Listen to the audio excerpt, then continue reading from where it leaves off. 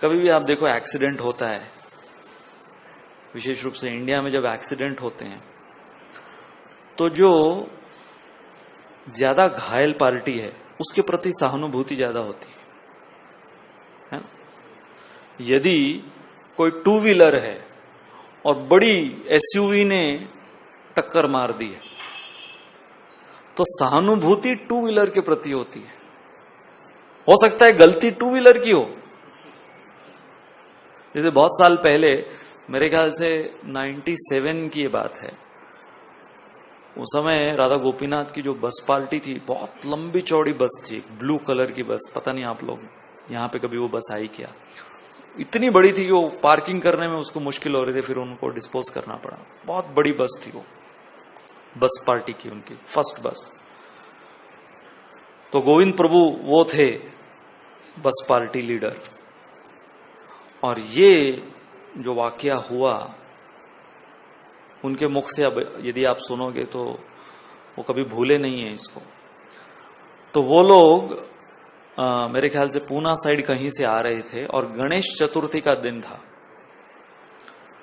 और एक जीप में करीब 8 से 10 लोग पूरा शराब पिए हुए, और हेड ऑन कोलिजन हुआ। 7 लोग ऑन द स्पॉट मर गए उस जीप के, ऑन द स्पॉट मर गए। और 3000 आसपास के गांव के लोग आ गए, इकट्ठा हुए। और वो अब जो बस वाले थे उनको मारने ही वाले थे, सारे ब्रह्मचारी थे, लेकिन सैफरॉन देखकर वो रुक गए, गाली गलौज करने लगे। उन्होंने सुना भी नहीं कि गलती किसकी थी। तुरंत हमदर्दी कहां गई? हमदर्दी कहां गई? जो कि विक्टिम है। परंतु ये जानने की कोशिश नहीं की कि वो विक्टिम बने क्यों।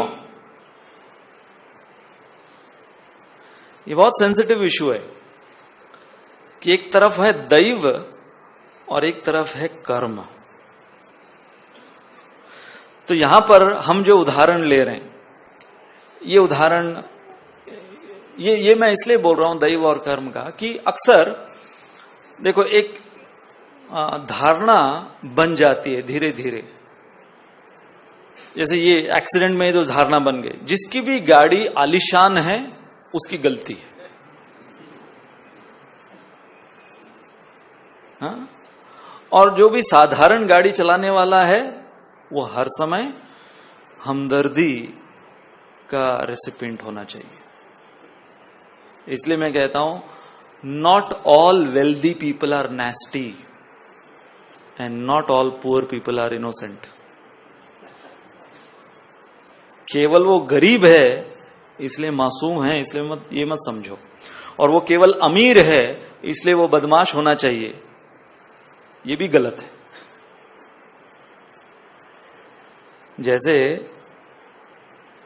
मैं हाल ही में एक महिला, उनका एक टेड टॉक सुन रहा था। बहुत ही ये हृदय मर्मी टेड टॉक है इनका। ये है एक मिस सुनीता कृष्णन। तो ये जब 15-16 साल की थी तो 8 पुरुषों ने इनका बलात्कार किया। She was gang raped. और ये कहती हैं कि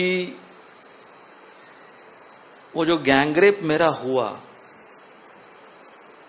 वो तो एक बहुत बड़ा मेरे जीवन का सदमा, बल्कि उससे ज्यादा जब मेरा गैंग रेप वो उन्होंने किया तो उन्होंने मुझे मुंह पे कहा, यू डिजर्व दिस, तुम इसके लायक हो। तो ये सुनीता कृष्णन, इन्होंने इस सदमे को, अपने जीवन की इस घटना को किस तरीके से लिया। उन्होंने निश्चय किया कि वो ऐसी महिलाओं को जाकर मदद करेंगी जो कि ऐसी समस्याओं से पीड़ित हैं। तो ये उन्होंने अपने जीवन का उद्देश्य बनाया।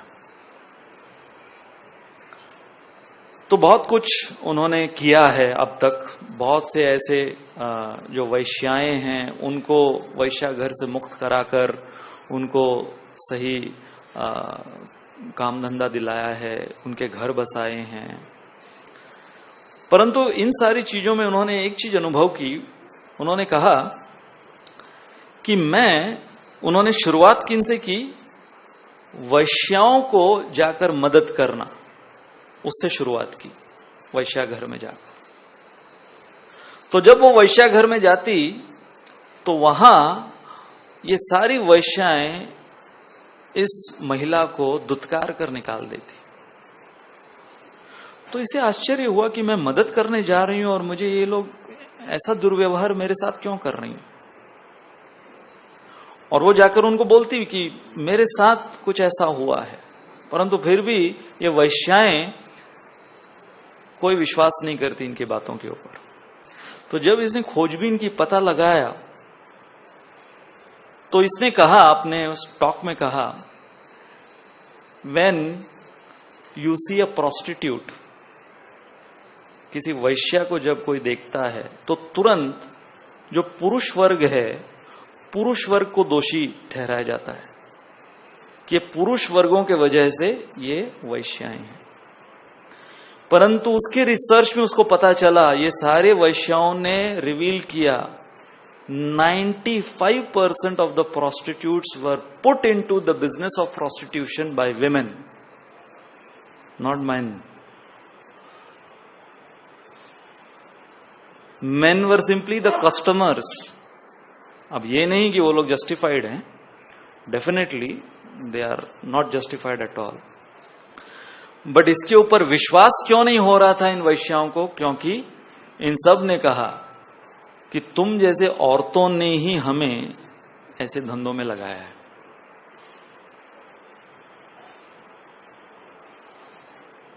तो इसलिए कभी भी हमें कोई भी कंक्लूजन पे नहीं आ जाना चाहिए फेस वैल्यू देखते हुए। उसके पीछे हमारे मंथन का ये टॉपिक था, there is black and there is white and there are millions of shades of grey in between.